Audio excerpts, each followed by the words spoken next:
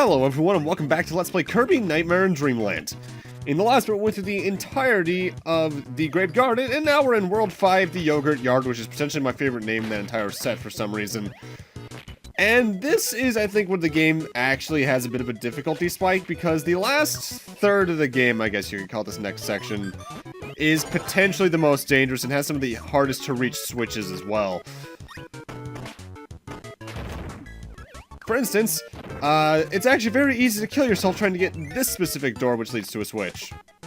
Also, I'm going to apologize if I sound a little bit different, and if you hear some sounds in the background, my cat is sleeping on my chair. And because of that, I'm sitting on the very edge of it, and if she makes sounds, well, that's her. For instance, she's actually getting up right now. Hi! How you doing, Zelda? She's a good kitty. Either way, level 1 on the whole is not very notable, aside from trying to get that switch being potentially annoying if you still stay in stone mode and just fly past all the star blocks. But at the end of the day, it's not a hard stage. Admittedly, though, Yogurt Yard is a world I had trouble with when I was younger. Despite the Kirby game's history of being more meant for beginners and therefore a bit easier on the whole, I still had some troubles with the later portions of this game when I was a kid, mostly because maybe it's just because it's based off the NES game. This is one of the harder Kirby games at times. Not the hardest, I want to say the hardest is probably 64? Sounds about right. Though Air Ride had its issues as well. Easiest game is still without a doubt Dreamland 1, given its length and the comparative simplicity, even for a Kirby game. One thing I should note about the Bomb Rally minigame, the ball enemies that the Kirbys get replaced with will never fail. Oh, and she's bumping into my mic. Hi, cat. Get on my lap like that. Don't bump into the mic, please. She's been very, very social lately, and we can't exactly tell why. Maybe it's just because she's finally getting to that age where she feels the love for everything, you know what I mean? No, it's weird to think, because we found her at the end of the Battle Number 3 LP back, I want to say that was in 2013. You're 5 years old. Ah, memories, simpler times, simpler schoolwork that I didn't do at the time. Either way, enough about that. World 3, we actually want to get the tornado power from the museum from here, because it's going to be pretty useful with the mini-boss we have to fight here. Something I brought up in, I think it was Dreamland 3, was that I felt some of the later levels of the game can be kind of narrow and restrictive in how small the level design is and how cramped it is, more accurately. Thinking about it more, that generally reflects a lot of the Kirby games. You start off in very open areas where you can fly in the sky and just skip over the levels completely. But the later you get into a game, generally the more closed off the level design gets to make you actually go through the level's challenges. And you know what? I've grown to appreciate that as I've gotten older, just because I think Kirby games actually have a really good difficulty curve all their own. Yeah, they never get too hard, yes, unless you're going for 100%, in which case there are going to be some annoyances, but they still do enough to keep things interesting more accurately. Because some other games, particularly with this kind of general audience, you've seen everything but like the third or fourth world out of like 9. And they don't do anything more interesting with it. The only thing they do is make it harder by usually spamming a lot of stuff comparatively. Whereas Kirby games on the whole generally do try and keep things harder by the end, by actually keeping the level design interesting. And you know what? Points to them for that, because in a way it almost seems like kids games would be potentially harder to make, like level design wise, than games made for non-kids. Because you have to keep in mind certain factors you wouldn't have to for games aimed at like a teen audience or something like that. Now, something I've always found interesting about post-level bonus games like this in the Kirby series, or a lot of other games, I think like Mario Land 2 had it as well, is that how speedrunners handle it largely depends on the game. Sometimes it's faster for them to fail it, like in this case you want to press the A button as soon as possible, I believe. Whereas other games it's actually faster for you to clear it. And I've always just found that interesting because I can imagine there's a lot of potential testing that has to go into that. Mind you, speedrunning when you get down to it is just testing what works and what doesn't the fastest, so now I think about it, I think a good way probably to hire QA testers would probably be to hire speedrunners. And I'm probably not the first to have brought that up. In fact, I think I may have brought that up in some LP years back. And this is what I brought up earlier. Something I like about the Kirby series, especially this game in particular, is that we're still seeing the forest aesthetic when we're in the mountain level, technically. They don't really let the levels get tied down to the aesthetics of the world itself, and I love it when games do that. Also, that's a thing I forgot to mention. When you get hit, obviously, you lose your power-up. But you can still get it back in most cases. However, if the start of the power-up falls down a bottomless pit, hits spikes, or falls into water, it will be destroyed. The only notable exception in that trio is that if it hits water, you still have a second to grab it. Because it treats the star sort of like an enemy entity in that regard. Because if an enemy that's not meant for water touches the water, they drown. Which is something that is not that useful in this game, but in some Kirby games, they actually design some puzzles around that, like getting to an enemy within a certain time frame and such. Saying that reminds me, nice little refinement the Kirby series had. I forget if this was like this in the original Kirby's Adventure. But usually, if you swallow 2 enemies that give you a power at once, it goes to the roulette mode, where you press the A button and it gives you one of the powers from the game pretty much randomly. Though I think it does depend on where you press it on the actual, like, roulette. A nice little refinement the series has is that if one of the things you swallowed is a power you already had, you'll still get that power. It can be annoying in some instances, say the star bounces around in a way that you couldn't predict, but on the whole, it is more useful than it isn't. Now, a minute thing I should bring up when it comes to this LP in particular, obviously, as you can tell just by watching, I do my videos post-commentary, but there are games like this that I always am tempted to do live. Potentially so I could be more talking about what's actually going on, but also just because they're games I'm so nostalgic for, I could probably be able to talk over them live and still have plenty to talk about. But ultimately, I usually just end up going with post-commentary, not only because it's what I'm used to, but allowing myself to gather my thoughts and have potential more information on the standby that I want to talk about just helps me in the long run when it comes to my videos. For instance, there isn't much I could talk about during a Meta Knight mini-boss that we've seen a couple times, so I think this is the first time we've actually, like, been forced to use the platforms that we can fall back through. This game's kind of picky with the platforms you can fall back through. I think it might just be these ones, because there's like 2 or 3 other varieties that you just can plain not. They've been throughout the game, obviously, but you've never needed to use it before now. You know what this background reminds me of? Final Fantasy VII. It reminds me of the area before the City of Agents. Ah, that's a part of the game.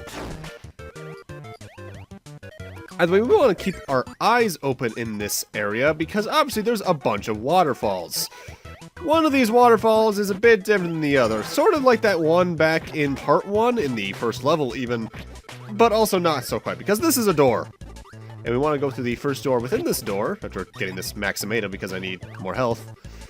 Because that is where this stage's switch is, and this, I believe, opens up accessibility to the mini-boss arena? Yes, it does.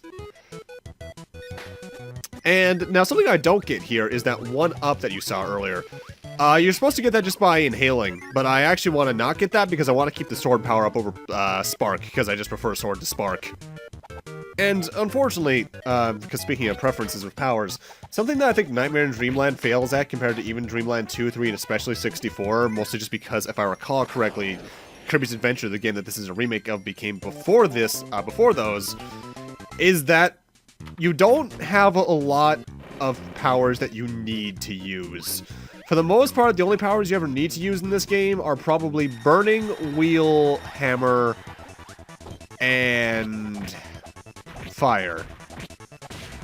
Stone as well in some instances if you don't have Hammer and so on and so forth, because those are the only powers you really need to use off the top of my head to reach switches. Compare that to the other games where there was like the heart stars you needed to get in every level, which meant they probably had more reasons to use the other abilities, so on and so forth, and especially the animal buddy combinations. It feels like the power system in Kirby's Adventure was very much still in its prototype stages in terms of like level design planning in that way, you know what I mean? And also, that room reminds me, something that this game's kind of spotty with is enemy respawns.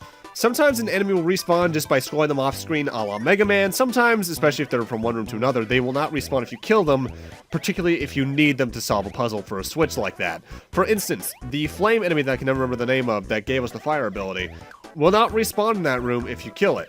So you need to make sure you get the fire ability on your first try, otherwise you're going to need to play the level again. Or you can just bring it in, but at the same time, you need Hammer or something else to destroy the blocks in that room anyway. That's why they actually put high jump in there, if I recall the layout correctly. Oh, but I do believe it's time for another mini-boss. I'm trying to remember who this one is. I think this is a new one? Or is this just Bonkers again? No, this is a new one.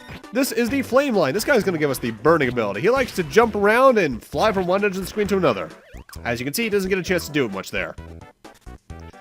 That's kind of a thing with the Kirby series, is that the non-boss fights generally don't have enough health. It's actually one thing I'll give Amazing Mirror. I think everything had a good amount of health in that game to actually make it feel more like a challenge. Well, not like a challenge, more like they were worth fighting in a way, I suppose. Because the mini-bosses within the stages, as you just saw there, as well as in this game in particular, the mini-bosses held in the arenas don't stand much of a chance to anything. However, I do want to get Hammer really quickly, just because I actually need it for the next stage. I was thinking ahead when I fought this guy a few moments ago. If I did, I might be thinking of the Bonkers we fought otherwise. Bonkers is probably the most common mini-boss in the series, barring Mr. Freeze or whatever the guy's name was. Mind you, it's like he's been around since basically the second game. Alright, the final level in World 5 requires us to keep Hammer through most of it. So, hold on to this for dear life. That's probably why they actually put Bonkers there, so you can easily have access to this. Because now that I think about it, I brought it up earlier. The mini-boss arenas also serve a secondary function in that they're the way you get power-ups to access to the abilities that aren't available in museums through the world map. Like Hammer, like, I think Throw in Suplex or somewhere in there. Suplex definitely is. I actually forget if Throw is. Throw might not be, actually. I swear, Throw is just the rarest ability. The only ability that doesn't get accessed otherwise through one of those two methods is UFO, just because that's a per-level ability. I forget if there's anything to the right there. Actually, no, yes there is. That's where the rest of the level is, because in here is why we need Hammer. We need to break these blocks in order to gain access to a door, which, get this, leads to a switch. I'm not sure what I prefer more when it comes to 100% completion in a Kirby game, whether or not it's just simple little one-off things in some levels like this, or the whole 3 per level thing that started in roughly Return to Dreamland onwards, with the gears, the whatever they were, in every game after that. I think I prefer the 3 per, because that means there's more to do in each level, and therefore each level can have a bit more interesting puzzles going on. Usually the 1 MacGuffin per level thing, like switches or the crystals in 64, the Heart Stars especially, feel like they can be a bit repetitive in the wrong way. Either way, time for me to do this minigame really quickly before we go after the boss fight, just because I like doing the minigames. I believe at this point we've accessed level 2? Actually, wait, no, this is still level 1. I don't think level 2 is until the next world, if not the world after that. Well, level 3 of any given minigame I don't think is accessible through the game to start. You need to do some stuff, namely beating the game for us to access that, I believe. I'll go over the timings for the level 2 version of this minigame when we get to it, though, just because I need to talk about how much more strict it gets. I know I briefly mentioned it earlier with the differences between Waddle Doo's time, but trust me, it's going to be worth talking about the rest of the reductions in time. Particularly Meta Knight. Ugh. Either way, time for the Yogurt Yard boss fight, this mole tank thing. This thing is going to be moving forward constantly. It's the only boss that's actually technically an auto-scroller. And he's constantly drilling away at the floor, which can damage you outright, but he can also fire missiles from his backside at you, which is what, if you don't have a power, you need to use to damage it. However, if you have damage and it's pretty decent power, you don't really need to worry about that, because you can just smack it in the ass a good amount of times. Either way, with that, that's Yogurt Yard done, and I'm going to need to end this off here. Thank you guys for watching, and in part 6, we'll be entering, part 5, we'll be entering World 6. It's one less part of the world than there is numbers, because we did 2 worlds in the first part. That's right. See you guys then.